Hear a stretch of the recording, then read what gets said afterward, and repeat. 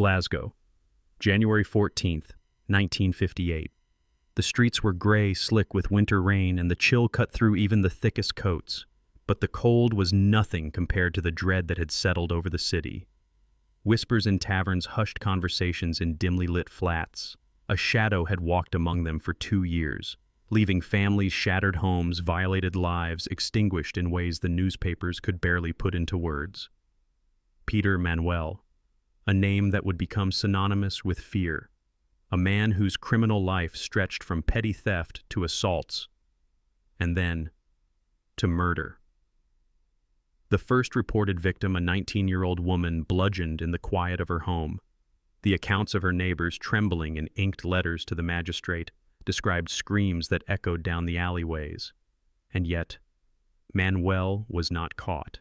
He vanished into the city's underbelly, blending with the crowds, until the killings multiplied, until 3 were found together: a mother, her daughter, and her sister. The newspapers called it a singular disappearance, fate, unknown, horror undeniable. The city murmured of curses, of restless spirits, of something unnatural following Manuel's path. By New Year's Day 1958, an entire family was wiped out in a single night. Glasgow awoke to terror made flesh. And the irony: the bills used to pay for a pint of whiskey at a local pub traced back to the slain man, a trail as mundane as it was damning. The law closed in, and yet the shadow lingered. In the whispers, in the alleys, in the fear.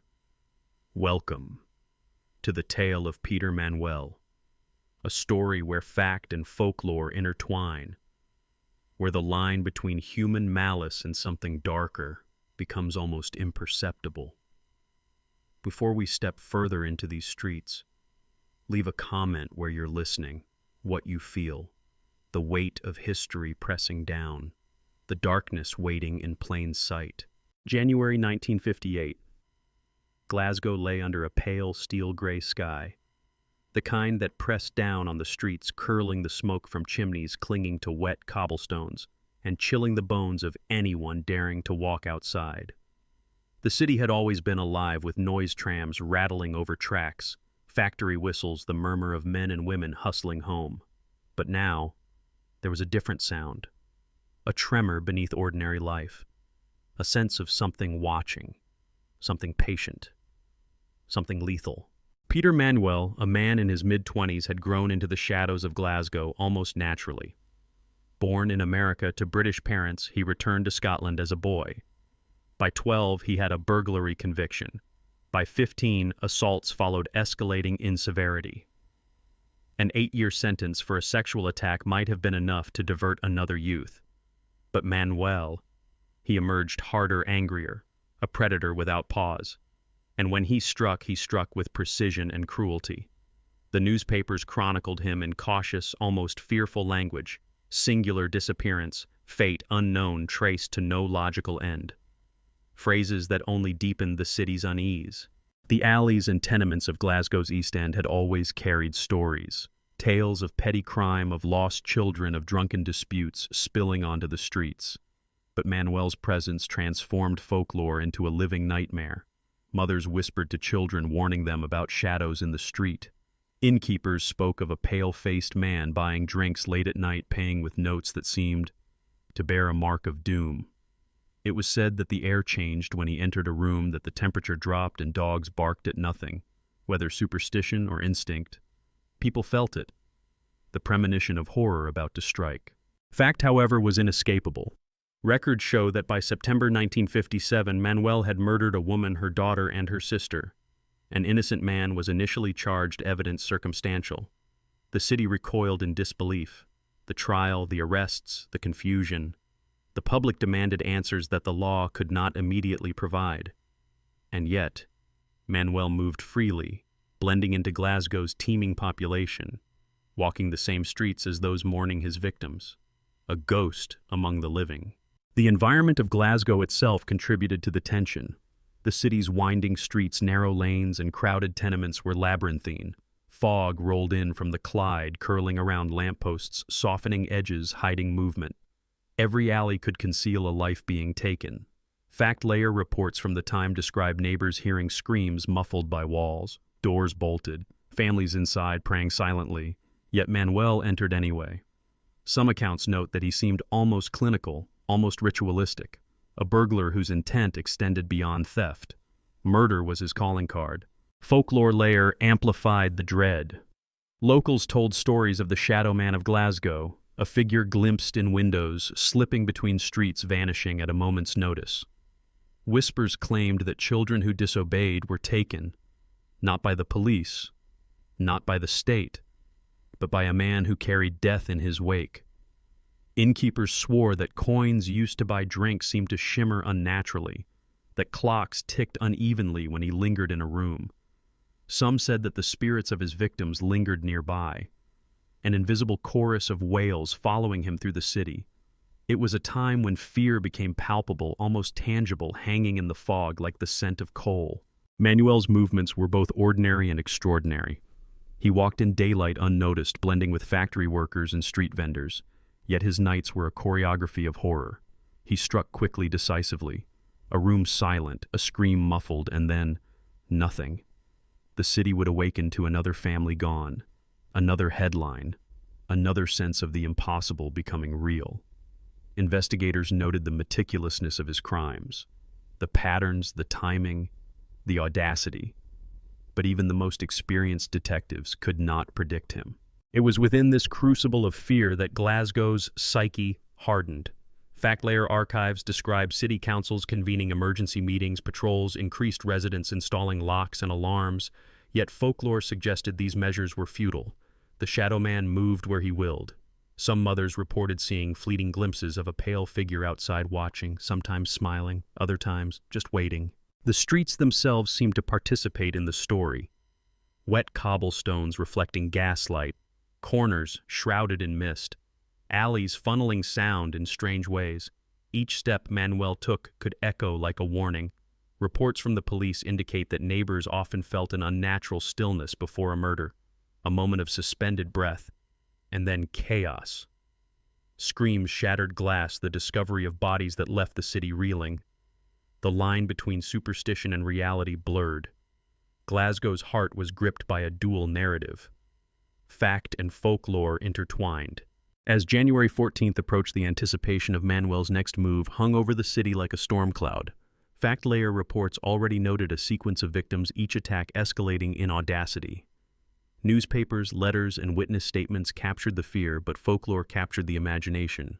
Shadows in windows, fleeting figures, unexplained noises. All painted a portrait of a predator whose legend had begun even before his capture. The air was thick with uncertainty, tension, dread. A city caught in the grip of both tangible horror and the stories that would haunt it for decades. Glasgow in those final days before Manuel's arrest was alive with unease. Factlayer accounts tell of detectives following the faintest trails, banknotes traced meticulously. Folklore layer whispers of restless spirits and premonitions. Every street, every house seemed complicit, every citizen a witness or potential victim. The city itself became a character, a stage set for the intersection of crime, fear, and myth. And it was in this environment that Peter Manuel moved, calculating, patient, lethal, a shadow walking the line between human malice and something darker.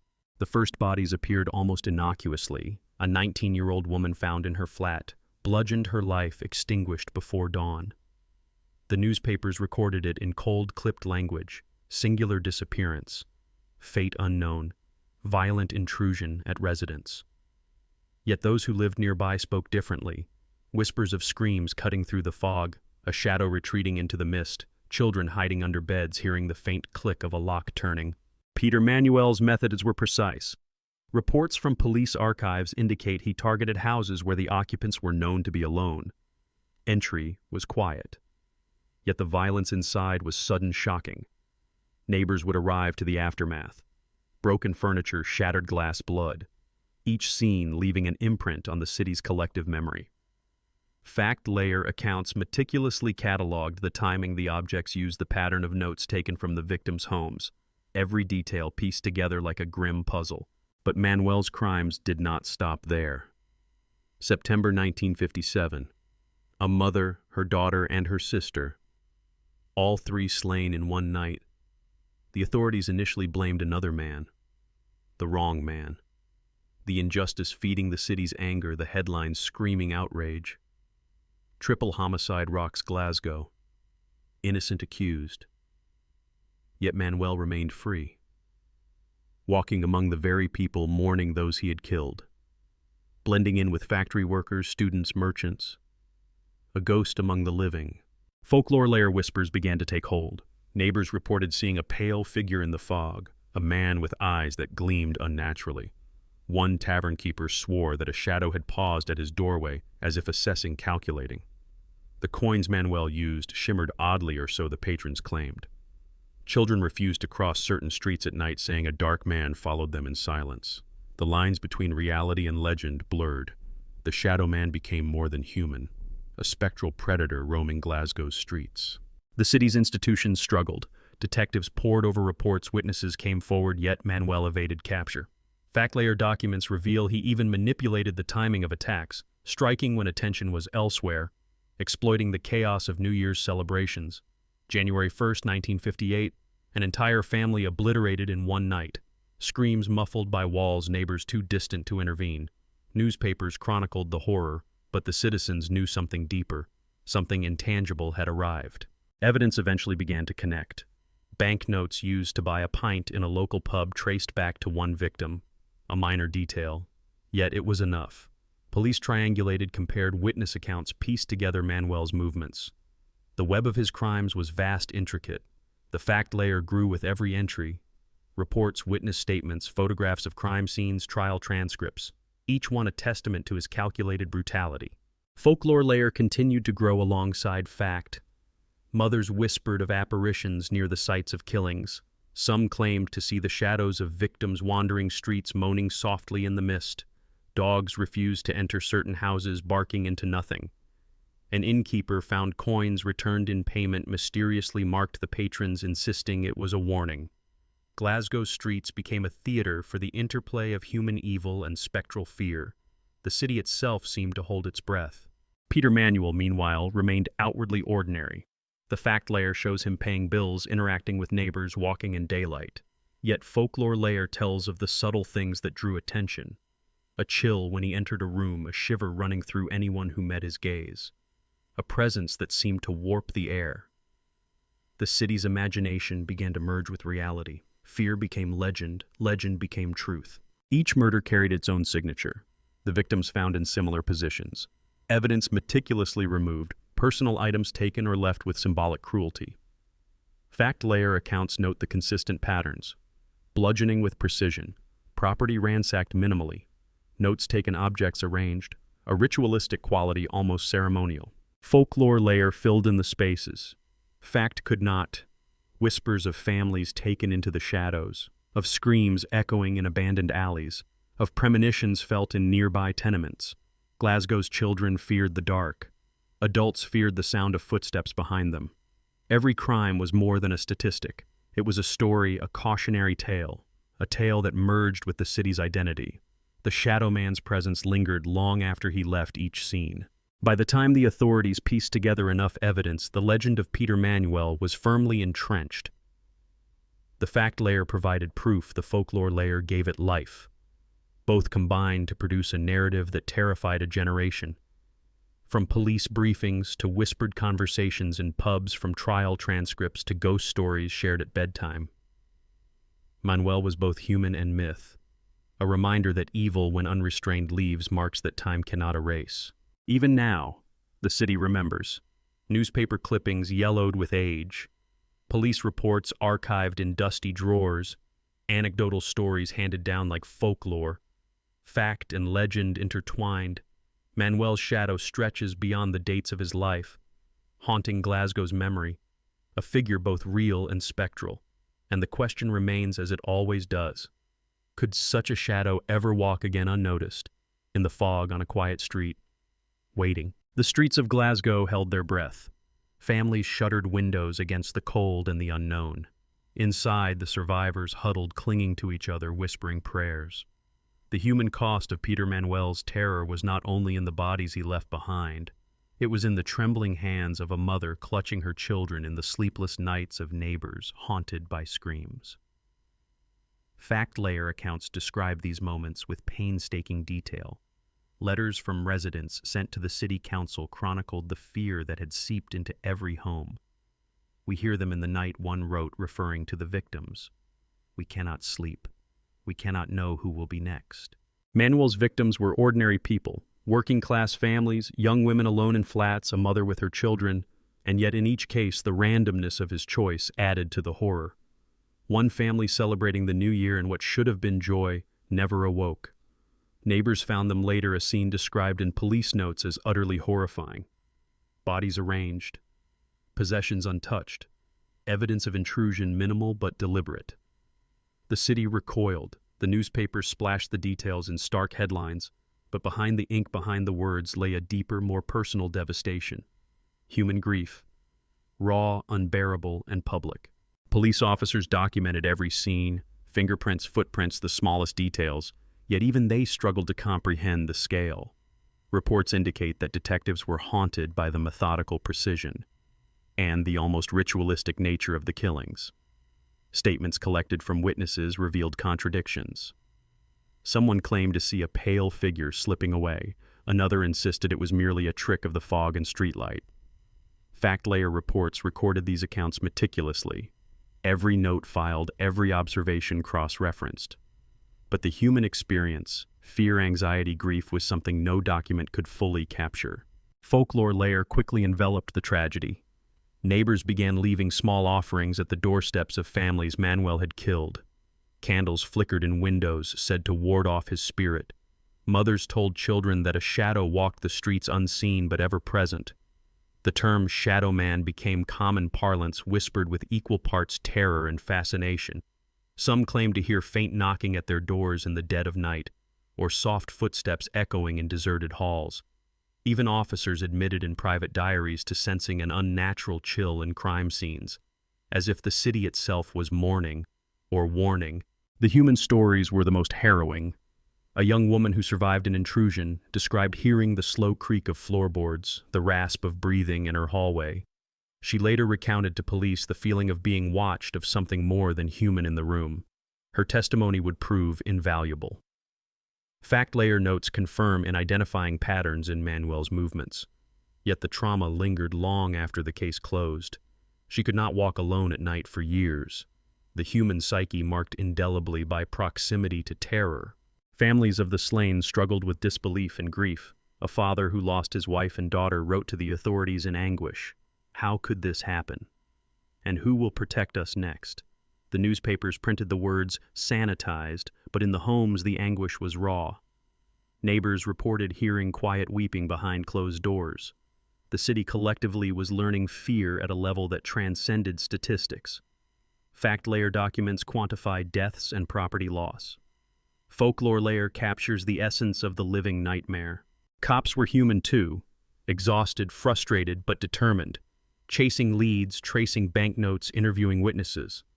The investigation was a delicate balance of methodical police work and the instinctive understanding that Manuel operated outside normal patterns.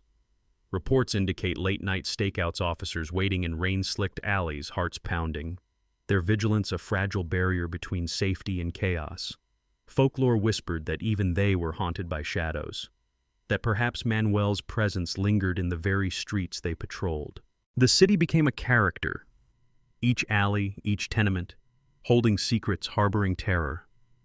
Fact-layer records show precise addresses, times of incidents, witness statements, every detail mapped. Yet folklore layer tells of the unnerving sense that Manuel was everywhere and nowhere, a figure at once human yet larger than life, as if the crimes themselves had imbued him with something spectral, a ghostly presence stalking Glasgow's foggy nights. Even in the mundane, Manuel's shadow loomed, a milkman on his route, a shopkeeper closing late. Ordinary people reporting fleeting glimpses of a pale figure moving too fast, disappearing too quickly. Sometimes mistaken, sometimes not. The human experience of terror merges with the folklore, the anxiety, the shared memory of a city under siege. Fact layer gives us the who, what, and when. Folklore layer tells us the feeling, the dread, the psychological imprint, the legacy of a predator. And yet life continued, reluctantly, cautiously. Parents dragging children from streets, shopkeepers keeping shutters down. Small acts of resilience. The human stories not only tragedy, but also survival. Some neighbors banded together watching for signs, sharing information. Communities learning to endure while fearing the next strike. Fact and folklore intertwined. The documentation of crime balanced by the collective mythos growing in real time. By the time Manuel's movements were traced, the city had transformed.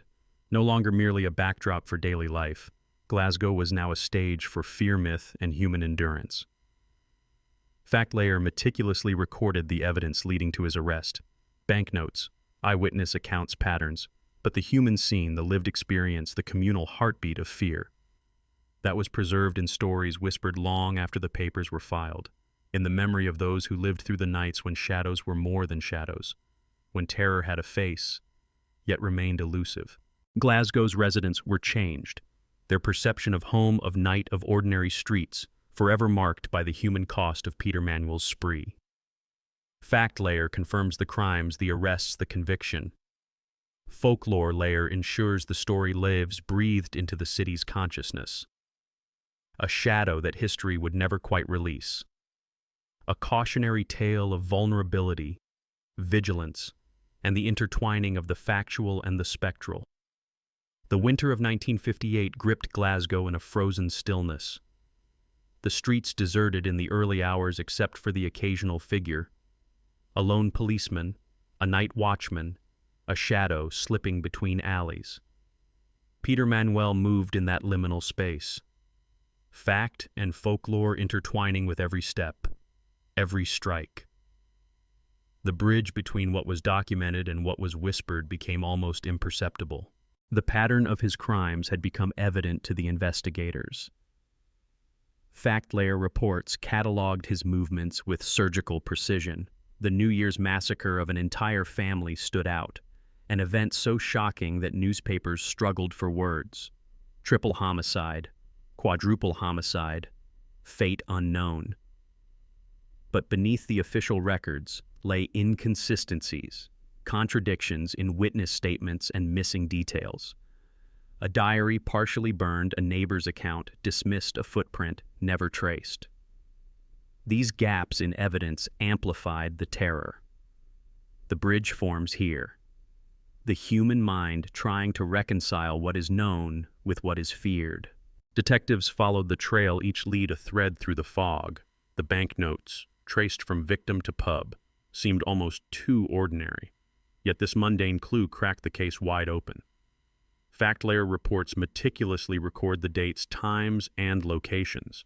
They trace Manuel buying drinks, interacting casually, a predator laughing in plain sight.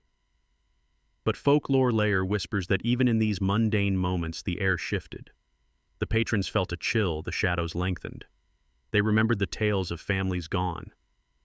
The shadow man seen fleetingly in windows, always watching, waiting. Evidence of Manuel's cunning piled up, crime scenes meticulously arranged, objects left untouched, possessions disturbed just enough to unsettle. Photographs archived by police show the stark reality. Broken furniture, blood-stained floors, and empty spaces where life had been. Yet in some homes, neighbors claimed to hear faint whispers. A woman's lullaby floating from an empty room. A child's laughter echoing through walls where no one lived. Folklore giving form to the terror, shaping a city's psyche alongside the cold, unflinching facts. The bridge to the climax was inevitable. Detectives closing and movements tracked. Eyewitnesses re-interviewed. Inconsistencies pieced together. The net tightened. Yet Manuel remained audacious. He seemed to toy with the law, the shadow slipping away just as reality tried to grasp him. Police reports note near misses misdirections. He was always a step ahead, until the banknotes betrayed him, a traceable thread connecting the predator to his final acts. The climax erupted in tension. Fact layer details the arrest, officers converging on a modest flat in Glasgow. Manuel aware, perhaps, amused, perhaps resigned. The cold night pressed against the walls. Footsteps echoed in narrow stairwells. Doors rattled. Hearts pounded. The moment stretched like an eternity. Manuel captured. Yet the dread did not dissipate. Folklore layer fills in the silence. Neighbors claimed to see shadows lingering long after the police left. The streets felt empty. But eyes and windows watched waiting, wondering if the terror had truly ended. Inside the flat, evidence was catalogued. Photographs of the crime scenes, belongings of victims, handwritten notes. Fact layer provides a chilling account. Yet gaps remained. Journals partially destroyed, witnesses recalling conflicting times, evidence that vanished. Each missing fragment amplifying fear. The human mind imagines what is unseen. The Shadow Man myth growing alongside the capture. The psychological tension was palpable. Officers recounting the night in diaries, shivering at memories. They spoke of an aura of malevolence in Manuel's presence, a weight in the air, a sense that he had more than human intent. Folklore.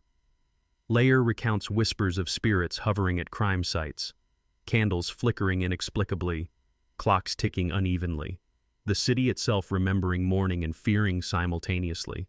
The trial became a spectacle. Fact layer documents every piece of evidence. Witnesses' forensic reports the calculated brutality of the murders. Yet the aura of folklore never left the courtroom. Jurors whispered about pale eyes, a shadowy figure whose presence seemed to haunt even the transcript pages. The media fanned the flames. Stories of Manuel's daring and cruelty interwoven with spectral imaginings. The bridge between reality and myth complete. The city captivated, terrified, unable to look away. The crescendo of fear reached its peak. Accounts of the crime scenes replayed in the public imagination. Fact layer shows calculated sequences of murder. Folklore layer adds the haunting. Footsteps in the fog whispered names of the dead, unexplained movements in empty halls, every detail etched into memory. The climax of both terror and fascination. A predator unmasked, yet leaving behind a legend that would outlive him.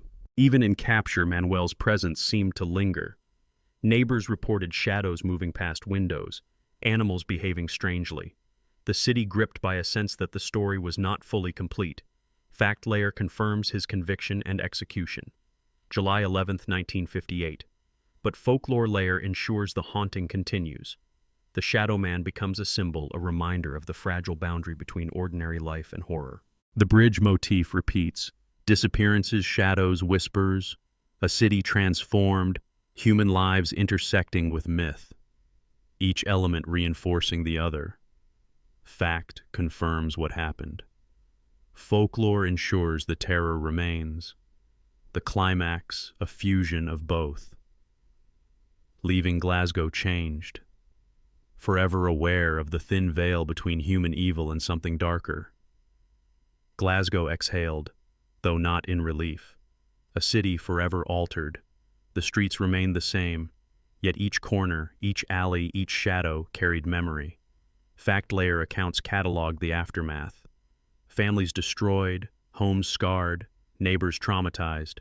Officers documenting each scene, piecing together the final sequence of Manuel's crimes. Trial transcripts, banknote evidence, witness statements, every detail meticulously preserved. A city holding its breath as justice, however delayed, finally arrived. Peter Manuel was convicted, July 11, 1958, executed by hanging. Fact layer confirms the end of his mortal life, yet the human cost could not be undone. Children who had seen shadows outside windows carried fear into adulthood. Mothers and fathers mourned lives that would never return. Streets where laughter once echoed were now marked by silence, punctuated only by memory. The city's psyche was indelibly stamped with terror. The broader community felt the ripple. Reports indicate a surge in neighborhood vigilance. Local councils installed better locks, patrolled more frequently, yet folklore layer persisted. Stories of the Shadow Man remained. Tales told quietly at dusk, whispers warning of figures moving unseen. Glasgow's foggy nights now intertwined with legend. Fact and folklore coexisting, shaping memory, teaching caution, spreading unease. Even the police officers carried the weight. Diaries reveal sleepless nights, anxiety over missed signs, reflections on human vulnerability. Fact layer documents their careers, continuing promotions, retirements. Folklore layer records their own whispered fears.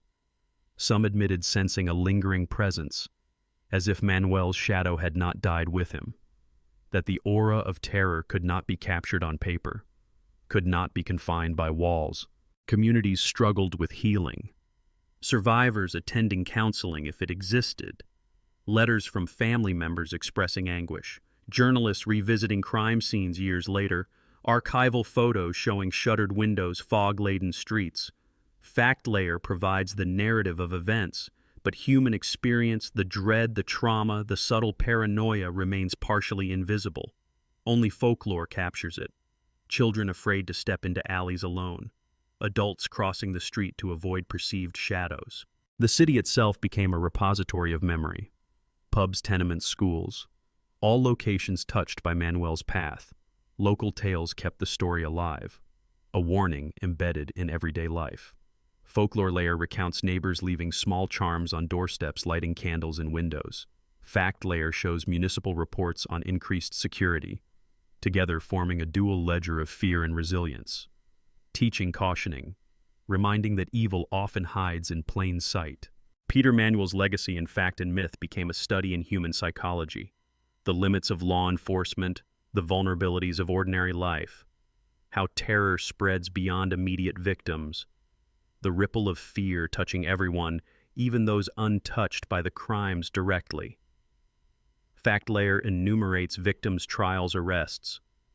Folklore layer preserves the haunting, the sense that shadows linger, that whispers carry truth as much as newspapers do. The payoff is clear. Justice achieved on paper, closure for some families, a city learning to live with its scars, yet the memory persists. Fact layer ensures the crimes are remembered. Folklore layer ensures they are felt, the tension between documented history and human experience, between cold records and warm, trembling fear, creates a resonance that echoes decades later. Even today, Glasgow remembers. Archival clippings yellowed with time, reports stored in dusty drawers, anecdotes passed down. A generation's anxiety preserved in memory. Fact confirms Manuel's deeds. Folklore keeps the story alive. The Shadow Man a metaphor, a cautionary tale, a figure walking the line between human malevolence and something darker. And in the end, the city, its people, its history are changed, forever marked by the events, the streets carrying echoes of screams, the fog carrying whispers. Fact layer ends. Folklore layer continues. The balance between what was proven and what is imagined. The haunting, the tension, the payoff. Glasgow exhales, but the exhale carries a shiver. The city streets slick with rain or fog seem ordinary to the casual eye. Yet those who remember, those who know, sense the residue of fear, the lingering presence of a man who walked among them. Peter Manuel, executed in July 1958, fact layer confirms the end of his life. Yet folklore whispers that some shadows never leave. Families rebuilt, cautiously. Children grew up haunted by stories of the Shadow Man. Neighbors locked doors with trembling hands. Yet the whispers persisted. The lore became part of the city's identity. Fact layer provides evidence records, trial transcripts, photographs, proof that justice was served. Folklore layer tells us that justice alone cannot erase fear, that terror imprints itself on memory, on architecture, on the fog that creeps through narrow streets. Even police officers who survived the investigation, their diaries speak of lingering dread, nights haunted by glimpses of pale figures, footsteps in empty corridors, clocks ticking unevenly. Some admitted to pausing mid-step, sensing a presence where no one stood. Fact and folklore intertwined, the psychological aftermath as real as the crimes themselves, a city's heartbeat still echoing with uncertainty. The archives show closure, convictions, court records, execution, yet the community knows the full story is never fully contained in ink. Letters, notes, and testimonies document grief, but not the tremor in a mother's hand, the instinctive glance over the shoulder, the anxiety that a shadow might still lurk. Folklore preserves what facts cannot. The fear, the caution, the human response to evil. Peter Manuel's shadow lives on, in memory, in narrative, in the subtle unease that lingers in old Glasgow tenements. The lessons remain. Vigilance, empathy, the fragile boundary between safety and exposure. Fact layer enumerates events' consequences. Folklore layer carries the residue, the whispers, the unease that no execution, no conviction, no archival record can fully erase. And the question remains, could such a shadow return, unseen, unnoticed, blending with the crowd, waiting for the perfect moment, to remind the living of their vulnerability? The streets are silent, yet the silence feels thick, heavy, anticipatory. The city holds its breath again, decades later, listening for the footsteps of what once was. As we leave these streets, as we close these files, remember the lessons embedded in fear, the balance between documented truth and lived experience. Peter Manuel is gone, yet his presence, the story of terror, of shadow, of human and spectral dread, remains, shaping memory, shaping identity, shaping the way we understand danger, and how the ordinary can hide the extraordinary. You've just walked through a dossier from history never fully closed, a story where fact layer and folklore layer intertwine, where human evil met legend, where shadows linger in the mind long after pages are turned. What would you do if you heard footsteps in the fog and knew that they might be watching? Even now, even here. This is Glasgow, 1958. Peter Manuel, a story of terror, human frailty, and the shadows that haunt us. Fact confirms the deeds, folklore ensures they are felt, and the city whispers in the night, waiting, watching, reminding us that some stories never end. You just heard one file, one case, from history that refuses to close. Follow to uncover more dossiers that haunt the pages of time. And remember, sometimes fact is stranger and darker than fiction.